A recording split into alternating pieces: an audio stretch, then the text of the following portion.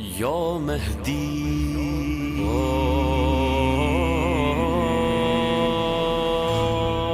یا مهدی. اعوذ باللہ من الشیطان اللعین الرجیم. بسم اللہ الرحمن الرحیم. الحمد للہ رب العالمین والصلاة والسلام علی نبی الکریم وعلی آلہ الطیبین الطاہرین المعصومین المنتجبین ولعنۃ اللہ علی اعدائہم من الآن الی قیام یوم الدین.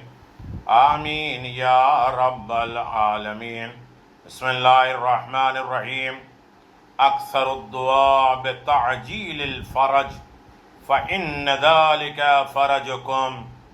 تعجیل فرج، ظہور امام زمان کی دعا کرو، یہ تمہارے لیے اپنا فرج ہے، یہ تمہارے لیے اپنا مسئلہ ہے، پریشانی سے آسانی کا بہترین وسیلہ ہے کہ امام زمان عجل اللہ تعالی فرجہ الشریف کے لیے دعا کرنا. ان کے ظہور کی دعا ہر انسان کے لیے ضروری ہے. دعائے تعجیل ظہور امام زمان عجل اللہ تعالی فرجہ الشریف کے بہت سے فائدے ہیں.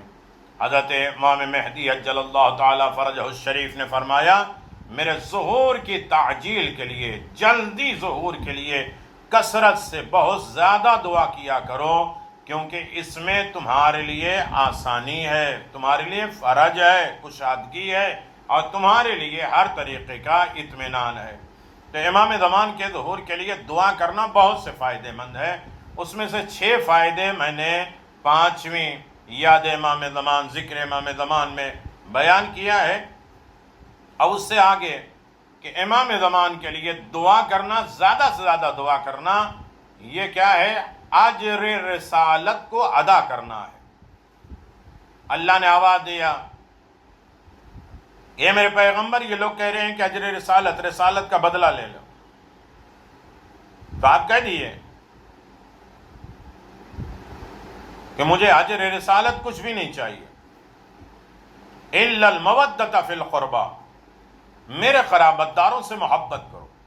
یعنی نبی کی تمام زحمتیں، مشکلات، پریشانیوں کا بدلہ اجر رسالت ہے. اور اجر رسالت کیا ہے؟ امام زمان کے لیے دعا کرنا، اہل بیت سے محبت کرنا، اجر رسالت کو ادا کرنا ہے امام زمان کے لیے اگر دعا کریں، اس لیے کہ تمام مقصد رسالت کا ذمہ دار امام ہے، اور وہی آ کے نفاذ کریں گے، وہی دنیا میں لاگو کریں گے، وہی شریعت پیغمبر اسلام کا دین، اس کے صحیح طریقے سے حکومت قائم ہوگی، پیغمبر کا مقصد پورا ہوگا. تو پہلا آج کا ذکر یہ ہے کہ امام زمان کے لیے دعا کرنا، یہ اجر رسالت کو ادا کرنا ہے، خداوند عالم کی اطاعت کرنا ہے. یہ فائدہ ہے امام زمان عجل اللہ تعالی فرجہ الشریف کے لیے دعا کرنا، یہ خداوند عالم کی اطاعت ہے. اللہ کہتا ہے میں زمین پر ایک خلیفہ بنا کے رہوں گا، چاہے دنیا کو برائی کیوں نہ لگے. زمین پر خلیفہ بھیجیں گے اور وہ حکومت کرے گا، اور وہی عدل و انصاف کرے گا. تو مومنین کرام، یقیناً آپ اندازہ لگائیں کہ یہ اطاعت الہی ہے، اور اس کے بعد دعا قبول ہونے کی علامت ہے. جو لوگ اپنے امام زمان کے لیے دعا کرتے ہیں، یہ پہلی علامت ہے. جب انسان تڑپتا ہے، امام زمان کے لیے دعا مانگتا ہے، اس کی آنکھوں میں آنسو آ جاتے ہیں، وہ جذبات ہوتا ہے، وہ سوچتا ہے کہ ہمارا مولا ہم سے دور ہے، تو یہ دعا کی قبولیت کی علامت ہے. بلائیں دور ہو جاتی ہیں. یہ فائدے میں بیان کر رہا ہوں. جو امام زمان کے لیے زیادہ سے زیادہ دعائیں کرتا ہے، اس سے بلائیں، مشکلات، پریشانیاں دور ہو جاتی ہیں. رزق میں وسعت کا سبب بن جاتا ہے. ہر طریقے کا رزق، رزق اطاعت، رزق شفاعت، رزق صحت، رزق عقل، رزق علم، رزق زیارت، رزق شفاعت، جتنے طریقے کا رزق ہے، سب رزق اس کے لیے وسعت ہوتی، بہت زیادہ بڑھ جاتے. گناہوں کے پاک ہونے کا سبب ہے جو امام زمان کے لیے دعا کرتے ہیں، ان کے سارے گناہ ختم ہو جاتے ہیں. پیغمبر اسلام صلی اللہ علیہ وآلہ وسلم کے دوستوں میں شامل ہو جائیں۔ دیکھیے ہر ایک پر بحث کی جا سکتی ہے، تقریر کی جا سکتی ہے، احادیث اور واقعات کے ضمن میں روشنی ڈالی جا سکتی ہے، لیکن میرا مجمع سمجھدار ہے، اشارہ کافی ہے، اس کی گہرائیوں میں، اس کی سرچ میں خود بخود جائیں گے۔ پیغمبر اسلام کے دوستوں میں شامل ہو جائے گا۔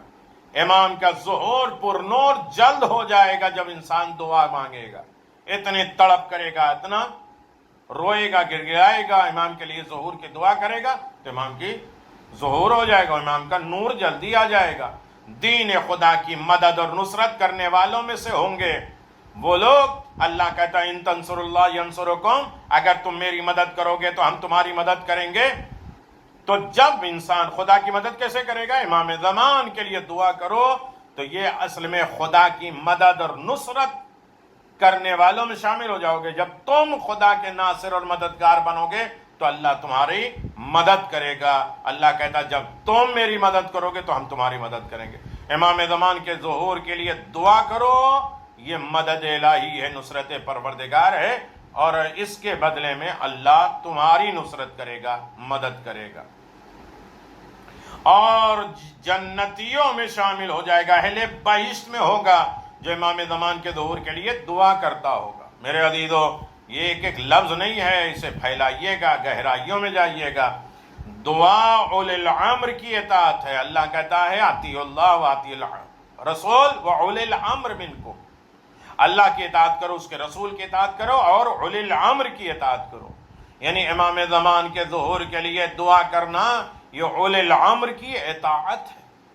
اللہ قیامت کے دن حساب و کتاب آسان ہو جائیں گے۔ جو امام زمان کے لیے دعا مانگتے ہوں گے ان کے بہت آسان، کتنے مشکلات ہوں گے، پولیس صراط سے گزرنا، اعمال تولنا، اور اس کے بعد محشر میں کھڑا ہونا، دھوپ برداشت کرنا، اور اس کے بعد ایک ایک دن کا حساب 50 سال کے برابر ہونا، حقوق اللہ، حقوق العباد سوال کیے جائیں گے، انسان تنہا ہوگا، کوئی اس کا مونس و مددگار نہیں ہوگا، بے بس ہوگا، پھوڑے پھنسی کا پانی پلایا جائے گا۔ اس وقت اس کے حساب و کتاب بڑے آسان ہو جائیں گے جب وہ امام زمان کے لیے دعا کرتا۔ دعا بہترین عبادت ہے، اور وہ بھی امام زمان کے لیے کر لے تو اعلیٰ عبادت ہو جائے۔ شاعر اللہ کی تعظیم ہے۔ اللہ کہتا ہے من یعظم شاعر اللہ فإنہا من تقوی القلوب، جو اللہ کے شاعر، اس کی علامتیں، اس کی آیات کے تعظیم کرتے ہیں، یہ اصل میں دل کا تقوی ہے۔ یہ اللہ کی عظیم ترین نشانی امام زمان ہے، ان کے لیے دعا کرنا تو اصل میں شاعر اللہ کی تعظیم ہے، رسپیکٹ ہے، ادب اور احترام ہے۔ پیغمبر اسلام احمد مصطفیٰ محمد مصطفیٰ صلی اللہ علیہ وآلہ وسلم، مختصر میں آپ کی خدمت میں گزارش کر دوں کہ یقیناً پیغمبر اسلام صلی اللہ علیہ وسلم کی شفاعت نصیب ہوگی۔ پیغمبر کسی کے لیے شافع ہو جائیں گے، پیغمبر اسلام کسی کے لیے شفاعت کر لیں گے۔ کس کی شفاعت کریں گے؟ اس لیے کہ انسان مایوس ہوگا، کوئی اس کا پرسان حال نہیں ہوگا، پوچھنے والا نہیں ہوگا۔ اس وقت رسول خدا، قرآن، دین، نماز شب، اور سب سے بڑی شفاعت شفاعت فاطمہ زہرا ہے، اور فاطمہ زہرا کے ہاتھ میں جناب ابو الفضل عباس کا ہاتھ ہے جو شفاعت کا ذریعہ بنے۔ لیکن کب، کس کے لیے؟ جو امام زمان عجل اللہ تعالی فرجہ الشریف کے لیے دعا کرتا ہے۔ جو امام زمان کے لیے دعا کرتا ہے اسے پیغمبر اسلام کی شفاعت نصیب ہوگی۔ 22 برائی اچھائی میں بدل جائے گی۔ جتنی بھی انسان نے برائیاں کی ہوں گی وہ ساری برائیاں اچھائیوں میں تبدیل کر دی جائیں گی۔ اب اس کے نامہ اعمال میں کوئی برائی نہیں ہوگی، وہ سب مٹ جائے گی، سارے نامہ اعمال میں اچھائی اچھائی ہوگی۔ کس بنیاد پر؟ امام زمان کے ظہور کے لیے اس نے تڑپ کے، رو کے، فریاد کر کے، استغاثہ کر کے، سب سے بڑی عبادت سمجھ کے اس نے امام کے ظہور کے لیے دعا کی۔ لہذا اب اس کی ساری برائیاں بدل جائیں گی، یہی نہیں بدل جائیں گی، ختم نہیں ہوں گی، بلکہ بدل جائے گی اچھائیوں میں، اس کے نامہ اعمال میں اچھائی لکھ دی جائے گی۔ اللہ اکبر۔ اہل زمین کے عذاب میں کمی واقع ہوگی، جہاں قبر کی سختیاں، حساب و کتاب، برزخ، وادی السلام، وادی برہوت، اور یہ تمام تر سزائیں، عذاب، پریشانی، دشواری ہوں گی. ان ساری دشواریوں میں آسانی ہو جائے گی اگر انسان امام زمان کے لیے دعا مانگے گا. پروردگار ہم سب کو یاد امام زمان کی توفیق عطا فرما، ذکر امام زمان کی دولت عطا فرما، اور امام زمان کے لیے دعا کرنے کی توفیق عنایت فرما، اور ہمارے امام ہم سے راضی ہو جائیں، اور امام کی غیبت میں ہمیں ان کی اطاعت، ان کے احکام کو فرما برداری کرنے کی توفیق عطا فرما. ہم اس دنیا میں رہیں تو امام کو راضی کر کے، اس دنیا سے جائیں تو امام کی رضا لے کر، رجعت نصیب فرما، شفاعت امام نصیب فرما، اور زیارت امام حسین کی دولت عطا فرما. دنیا میں رہیں تو زیارت حسین، آخرت میں شفاعت حسین نصیب فرما. وآخر دعوانا ان الحمدللہ رب العالمین.